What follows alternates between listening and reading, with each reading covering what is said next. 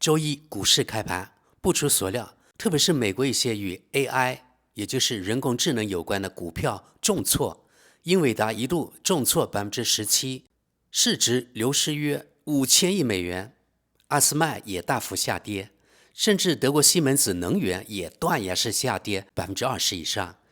德国各大小媒体几乎都报道了中国深度求索引起西方股市地震，他们用了地震这个词。我们先看德国图片报的报道，英伟达等公司股市地震，科技巨头股票因中国人工智能而暴跌。一家来自中国的初创公司让硅谷的科技巨头们捏了一把汗。香港公司深度求索最近发布了聊天机器人 R1， 这种开源模式是免费的，并在短时间内跃居下载榜首。现在它对股票市场的影响也显现出来，股票暴跌。深度求索 R1 的发布正吸引着越来越多的国际关注，它被视为中国在人工智能领域追赶领先国家的一个标志。周一开盘时，德国 DAX 指数跌幅略低于1%。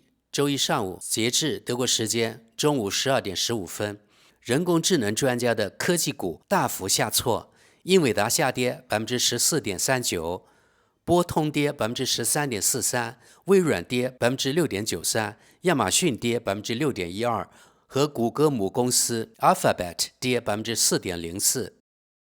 德国股市 Xtron 跌7.8%，其他几个股我就省略掉。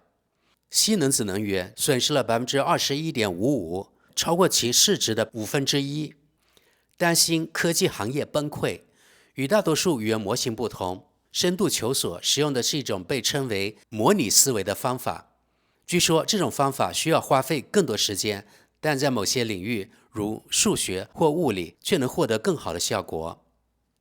德国国家电视2台报道深度求索更夸张，它的标题是这样的：中国深度求索人工智能模型引发股市地震。报道中专门提到英伟达，芯片制造商英伟达股票重挫创纪录，这正是让股市坐立不安的症结所在。科技巨头的高估值是否仍然合理？对于来自中国的潜在廉价竞争，市场的反应也相应强烈。尤其是人工智能芯片制造商英伟达的股票暴跌，在美国证券交易所一举损失的价值超过以往任何一家公司，其损失一度超过$5000亿，股价最高时下跌17%。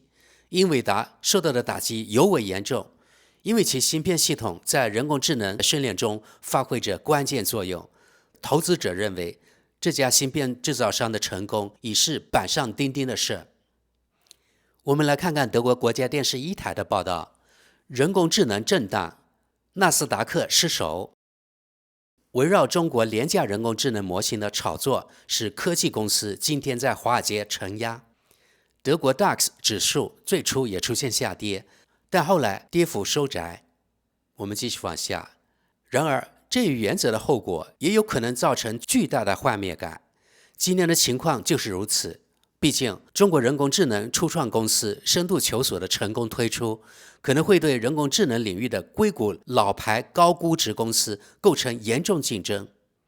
深度求索最新的人工智能模型旨在实现更高的成本效益，并可能使用比现在供应商的大型人工智能模型更少的强大人工智能芯片进行管理。谁是人工智能竞赛的赢家？交易平台 XTB 的分析师凯瑟琳·布鲁克斯评论说，美国的技术优势正在受到中国的挑战。现在的焦点是，中国是否能比美国做得更好、更快、更便宜，以及他们是否能赢得人工智能竞赛。FCA 分析师大卫·莫里森指出，深度求索的人工智能助手目前是苹果美国应用商店中评分最高的免费应用。他说，在成本更低的中国人工智能模型的威胁下，投资者不得不重新思考投资和估值的前景。中国的人工智能模型似乎与美国的一样好，甚至更好。纳斯达克指数下跌3%，道指不受影响。我们看英伟达这段，英伟达遭重挫。今天纳斯达克的投资者感到震惊，特别是被认为是人工智能市场无可争议的领导者的芯片制造商英伟达，其损失扩大，一度损失了 16.86%， 相当于流失的市值超过4000亿美元，约3810亿欧元。我们看看这个示意图，重挫，博通公司的跌幅也相同，苹果公司逆势上涨，再次成为全球最有价值的上市公司。好，朋友们，我们来看看一些网友评论吧。我们先看德国时代报的网友评论。第一条评论，据这家来自中国的初创公司称，它只需要560万美元就能开发出人工智能聊天机器人。然后这位网友说，其他150亿美元直接来自中国国库。下一条评论非常有趣，如果有人想知道整件事的症结所在，只需输入西藏或台湾这2个词，突然就会出现非常奇怪的答案，英文，最终归结为无法回答这类问题，或者无意中有些滑稽。答案是你应该问别的问题，比如数学或类似的问题。一个无赖竟然把它想得如此邪恶。顺便提一下，我试图研究西藏这个词，在最初的5秒钟里出现了按时间顺序排列的信息，就像你在其他搜索引擎上找到的那样，然后条目突然被删除了。解释说，深度求索会不断自我检查，以免给出错误答案。我会把这个应用程序再次删除，但有趣的是，这样一个中国式的控制工具怎么会扰乱股市呢？我们看跟帖， Gemini 和 Copilot 都不评论德国政治，所以这并不新鲜。我们再看一条跟帖，这只是针对中文版本，语言模型本身提供了非常详细的答案。我想这里没有人会指望从中文服务提供商那里得到未经审查的答案，否则提供商可能会立即被关进监狱。我们继续往下。据这家来自中国的初创公司称，它只需560万美元就能开发出人工智能聊天机器人。然后呢，这位网友说，我很惊讶，竟然没有人对此提出质疑。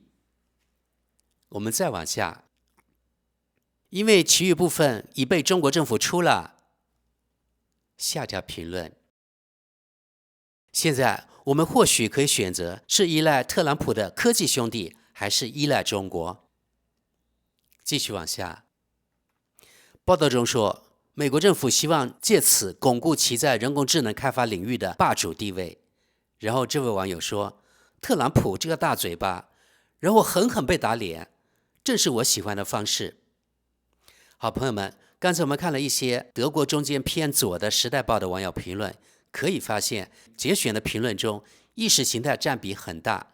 所以说德国是一个科技上已经没有前途的国家，因为他们太过于政治化一切东西，他们看不清此类人工智能工具的用途在哪里。就像很多昨天我看了在咱们频道的节目中1450的评论，也大多数都是扯到什么政治。现在我们来看看德国国家电视2台在 X 官网账号上的网友评论。第一条评论，这将给中国带来巨大损失。先是新冠病毒入侵世界，造成100万亿美元的损失，现在又引发股市地震。下条评论，得到了中国国家的大量补贴，就像所有伤害西方的东西一样。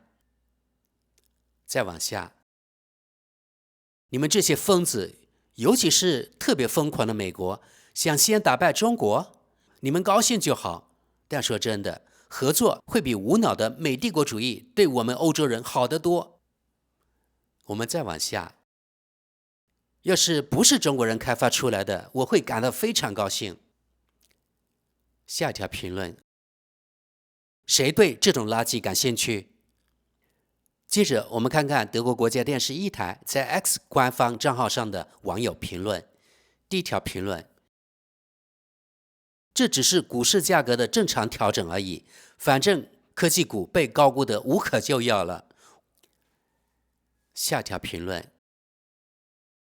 亚洲和美国将在经济上无情地把欧洲甩在身后，同时欧盟安逸地看着自己的灭亡。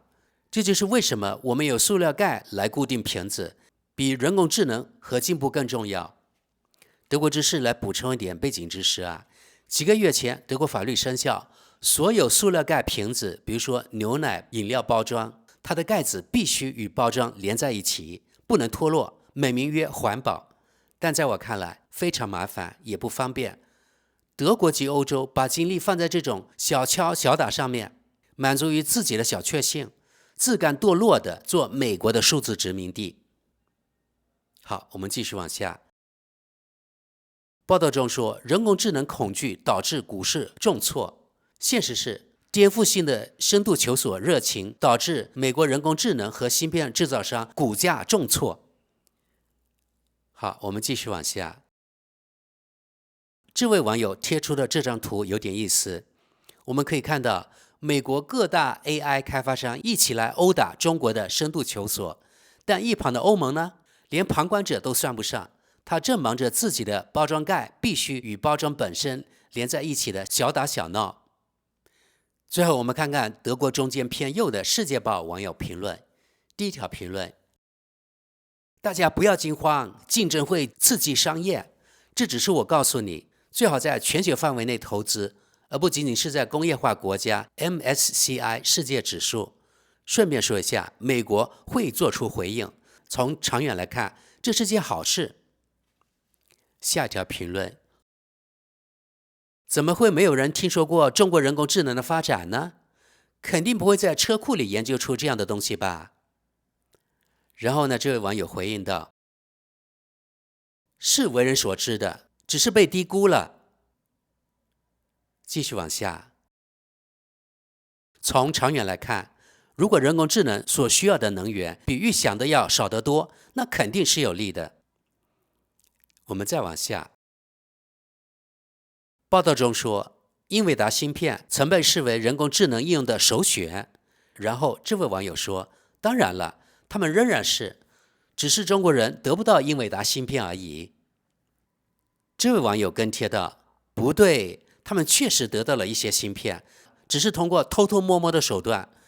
另据一些科技网站称，这可能就是他们声称用其他芯片做到这一点的原因。人们怀疑中国人需要和美国人一样多的英伟达芯片和花一样多的钱，但他们没说，以免承认他们在规避禁运制裁。我们继续往下。报道中并没有说明中国人也使用英伟达的芯片，无论如何，英伟达都将继续获利，至少在中国人能够自己生产这些芯片之前是如此。好，我们看最后一条评论。我把外国移民也忘了。是呀，中国人比我们强，这也是他们的错。我们必须付钱给移民，却没有更多的钱来开发人工智能了。好的，各位朋友，今天与各位分享德语新闻与网友评论就到这里，你们有何想法呢？请在评论区踊跃留言，感谢大家。